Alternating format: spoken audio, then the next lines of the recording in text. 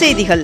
மேட்டூர் அணையின் நீர்மட்டம் 112 அடியை எட்டியுள்ள நிலையில் டெல்டா பாசனத்திற்காக வருகின்ற ஜூன் 12ஆம் தேதி முதலமைச்சர் மு க ஸ்டாலின் அவர்கள் தண்ணீர் திறந்துவிட உள்ளார் என்று தகவல் வெளியாகியுள்ளது. திருச்செந்தூர் சுப்பிரமணிய சுவாமி திருக்கோவிலில் குடமுழுக்கு நன்னீராட்டு விழா ஜூலை 7ஆம் தேதி நடைபெற உள்ளது. IPL கிரிக்கெட்டில் 38 பந்துகளில் சதம் அடித்து சாதனை படைத்த இளம் வீரர் வைபவ் சூரியவன்சி அவர்கள் தனது குடும்பத்துடன் பிரதமர் நரேந்திர மோடி அவர்களை சந்தித்து வாழ்த்து பெற்றார். கேரளாவில் விபத்துக்குள்ளான கப்பலில் இருந்து பொருட்களின் நகர்வுகளை தொடர்ந்து கண்காணிக்க வேண்டும் என்று முதலமைச்சர் மு க ஸ்டாலின் அவர்கள் அறிவுறுத்தியுள்ளார். மதுரையில் இன்றும் நாளையும் திமுக பொதுக்குழு கூட்டம் நடைபெற உள்ளது. நகை கடன்களுக்கான கட்டுப்பாடுகளை தளர்த்த ரிசர்வ் வங்கிக்கு ஒன்றிய அரசு அறிவுறுத்தல் வழங்கியுள்ளதாக தகவல் வெளியாகியுள்ளது. நாடு முழுவதும் மீண்டும் கொரோனா பரவல் அதிகரித்துள்ள நிலையில் தொற்று பரவலை தடுக்க பொது இடங்களில் மக்கள் முகக்கவசம் அணிய தமிழக பொது சுகாதாரத்துறை அறிவுறுத்தியுள்ளது. திரைப்படங்களுக்கு உள்ளாட்சி அமைப்புகளால் வசூலிக்கப்படும் கேளிக்கை வரி 8%லிருந்து 4% குறைத்து அரசு ஆணையிட்டுள்ளது.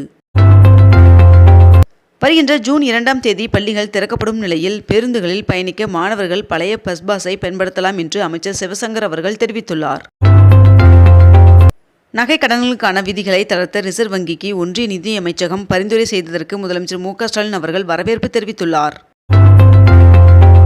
திருச்செந்தூர் முருகன் சுவாமி கோவிலில் வைகாசி விசாக திருவிழாவை ஒட்டி தூத்துக்குடி மாவட்டத்திற்கு வருகின்ற ஜூன் 9ஆம் தேதி உள்ளூர் விடுமுறை அறிவிக்கப்பட்டுள்ளது. தமிழகத்தில் 6500 அங்கன்வாடி மையங்கள் ஸ்மார்ட் அங்கன்வாடி மையங்களாக மாற்றப்பட்டுள்ளதாக அமைச்சர் கீதா ஜீவன் அவர்கள் தெரிவித்துள்ளார். துணை முதல்வர் உதயநிதி ஸ்டாலின் அவர்கள் தமிழ்நாடு மீன் உணவு திருவிழா 2025ஐ தொடங்கி வைத்தார். மதுரையில் இன்று மாலை நடைபெறும் ரோட் ஷோவில் முதலமைச்சர் மு க ஸ்டாலின் அவர்கள் பங்கேற்க உள்ளார் என்று தகவல் வெளியாகியுள்ளது. தமிழகத்தில் இன்று கோவை, நீலகிரி, திருநெல்வேலி, தேனி, தென்காசி, கன்னியாகுமரி ஆகிய மாவட்டங்களில் ஒரு சில இடங்களில் கனமழை பெய்ய வாய்ப்புள்ளதாக வானிலை மையம் தகவல் தெரிவித்துள்ளது.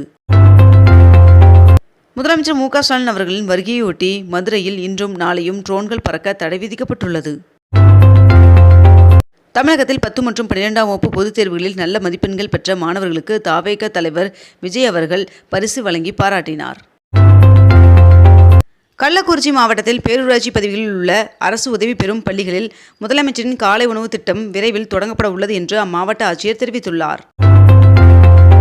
தொடர் மழையின் காரணமாக குற்றால அருவிகளில் 5வது நாளாக குளிக்க தடை விதிக்கப்பட்டுள்ளது. சென்னையில் மின்சார பேருந்துகள் சேவையை முதலமைச்சர் மு க ஸ்டாலின் அவர்கள் ஜனவரி 3ஆம் தேதி தொடங்கி வைக்க உள்ளார் என்று தகவல் வெளியாகியுள்ளது. நீலகிரியில் கோடை விழாவின் இறுதி நிகழ்ச்சியான மலைப்பயிர்கள் கண்காட்சி இன்று குன்னூர் காட்டேரி பூங்காவில் துவங்க உள்ளது. 22 கேரட் ஆபண தங்கத்தின் விலை சவரனுக்கு ₹200 அதிகரித்து ஒரு சவரன் 71,360 விற்பனையாகிறது. அதேபோல் 1 கிராம் வெள்ளியின் விலை ₹111 விற்பனை செய்யப்பட்டு வருகிறது. வருகின்ற ஜூன் 3ஆம் தேதி அன்று அகமதாபாத்தில் உள்ள நரேந்திர மோடி ஸ்டேடியத்தில் IPL 2025ஆம் ஆண்டின் இறுதிப் போட்டி நடைபெற உள்ளது. ஓய்வு பெற்ற IAS அதிகாரி அவர்களின் தலைமையில் 7வது மாநில நிதி ஆணையம் அமைத்து தமிழ்நாடு அரசு உத்தரவு பிறப்பித்துள்ளது. சுருளி அருவியில் தொடரும் வெள்ளப்பெருக்கால் 4வது நாளாக குளிக்க தடை விதிக்கப்பட்டுள்ளது. சேலம் ரயில்வே கோட்டத்தில் சேலம், கரூர், திண்டுக்கல் இடையிலான இருவழிப்பாதை திட்டத்திற்கு நடப்பாண்டு ₹100 கோடி நிதி ஒதுக்கீடு செய்யப்பட்டுள்ளது. தமிழகத்தில் 10 அரசு சேவைகளை எளிதாக்கும் எளிமை ஆளுமை திட்டத்தை மக்கள் பயன்பாட்டிற்காக முதலமைச்சர் மு க ஸ்டாலின் அவர்கள் தொடங்கி வைத்தார். தமிழ்நாட்டில் திருச்செங்கோடு, பழனி, குன்றத்தூர் உட்பட 11 நகராட்சிகளின் தரத்தை உயர்த்த தமிழக அரசு உத்தரவு பிறப்பித்துள்ளது.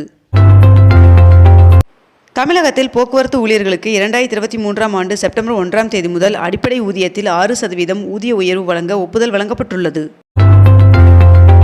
₹525 கோடி கலைஞர் பன்னாட்டு மாநாடு மையம் அமைப்பதற்கு முதலமைச்சர் மு க ஸ்டாலின் அவர்கள் அடிக்கல் நாட்டினார். தமிழகத்தில் பேருந்திற்கான கட்டண உயர்வு குறித்து மக்கள் கருத்து தெரிவிக்கலாம் என்று போக்குவரத்துறை சார்பில் தெரிவிக்கப்பட்டுள்ளது.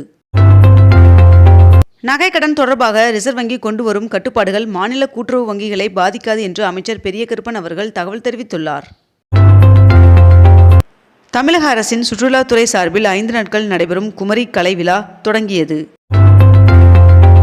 வருகின்ற ஜூன் 7ஆம் தேதி பக்ரீத் விழா கொண்டாடப்பட உள்ள நிலையில் தமிழகத்தில் அன்றைய தினம் அரசு விடுமுறை அறிவிக்கப்பட்டுள்ளது.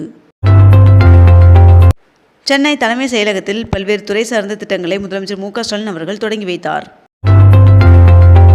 கொச்சியில் கப்பல் விபத்தால் தமிழக கடலோரங்களில் ஆபத்தான பொருட்கள் கரை ஒதுங்கவில்லை என்று தமிழ்நாடு அரசு தகவல் தெரிவித்துள்ளது. விடுமுறைக்கு பிறகு பள்ளிகள் மீண்டும் ஜூன் 2ஆம் தேதி தொடங்க உள்ள நிலையில் மாணவர்கள் தங்களது சொந்த ஊர்களுக்கு திரும்புவதற்கு வசதியாக சிறப்பு பேருந்துகள் இயக்கப்பட உள்ளதாக தெரிவிக்கப்பட்டுள்ளது. சென்னை திருவொற்றியூரில் நவீன மீன் மார்க்கெட் அமைப்பதற்கு முதலமைச்சர் மு.க.ஸ்டாலின் அவர்கள் அடிக்கல் நாட்டினார். சென்னையில் ரயில் பராமரிப்பு பணியின் காரணமாக ஜூன் 1ஆம் தேதி மின்சார ரயில் சேவை மாற்றம் செய்யப்பட்டுள்ளதாக தகவல் வெளியாகியுள்ளது. மேட்டூர் அணைக்கு வரும் நீரின் அளவு வினாடிக்கு 4927 கனஅடியாக அதிகரித்துள்ளது. தமிழ்நாட்டில் 210 கோடியில் தொழில் பூங்கா அமைக்க இருப்பதாக பனட்டோனி இந்தியா நிறுவனம் அறிவித்துள்ளது. இன்று முதல் கலைஞர் மகளிர் உரிமை தொகை பெறுவதற்கான விண்ணப்பங்கள் வழங்கப்பட உள்ளதாக தெரிவிக்கப்பட்டுள்ளது. வங்கக்கடலில் நிலவி வந்த ஆழ்ந்த காற்றழுத்த தாழ்வு பகுதி காற்றழுத்த தாழ்வு மண்டலமாக வலுப்பெற்றது என்று சென்னை வானிலை ஆய்வு மையம் தகவல் தெரிவித்துள்ளது. சிறிய தயாரிப்பு நிறுவனங்கள் மீண்டும் செயல்படுவதால் நோட்டு புத்தகங்களின் விலை 8 முதல் 20 ரூபாய் வரை குறைந்துள்ளதாக தகவல் வெளியாகியுள்ளது. மாநிலங்களவை தேர்தலுக்கான மக்கள் நீதி மய்ய கட்சியின் வேட்பாளராக அக்கட்சியின் தலைவர் கமலஹாசன் அவர்களை தேர்வு செய்து தீர்மானம் நிறைவேற்றப்பட்டுள்ளது. பேராசிரியர் ராஜகோபாலன் அவர்கள் எழுதிய கலைஞரின் பேனா நூலினை முதலமைச்சர் மு.க.ஸ்டாலின் அவர்கள் வெளியிட்டார். பயணிகளின் கூட்ட நெரிசல் காரணமாக தாம்பரத்திலிருந்து நாகர்கோவில் செல்லும் திருவனந்தபுரம் வடக்கு பகுதிகளுக்கு செல்லும் எக்ஸ்பிரஸ் ரயில்களின் சேவையை தெற்கு ரயில்வே நீட்டித்துள்ளது. இந்தியாவில் உள்ளூரிலேயே தயாரிக்கப்படும் பொருட்களுக்கு முக்கியத்துவம் அளிக்க வேண்டும் என்று பிரதமர் நரேந்திர மோடி அவர்கள் வலியுறுத்தியுள்ளார். பௌர்ணமி நாட்களில் திருவண்ணாமலையில் உள்ள தனியார் மற்றும் அரசு பள்ளிகளுக்கு விடுமுறை அளிக்க அம்மாவட்ட ஆட்சியருக்கு அமைச்சர் ஏவா வேலு அவர்கள் பரிந்துரை வழங்கியுள்ளார். அக்னி நட்சத்திரம் நேற்றுடன் நிறைவடைந்ததையொட்டி திருவண்ணாமலை அண்ணாமலையார் சுவாமி கோவிலில் சுவாமிக்கு 1008 கலசாபிஷேகம் நடைபெற்றது. முதலமைச்சர் மு.க.ஸ்டாலின் அவர்கள் கரும்பு நிலுவைத் தொகை 97 கோடியை விடுவித்தார். தமிழ்நாட்டில் வருகின்ற ஜூன் 7ஆம் தேதி பக்ரீத் பண்டிகை கொண்டாடப்படும் என்று அரசு தலைமை காஜி அறிவித்துள்ளார்.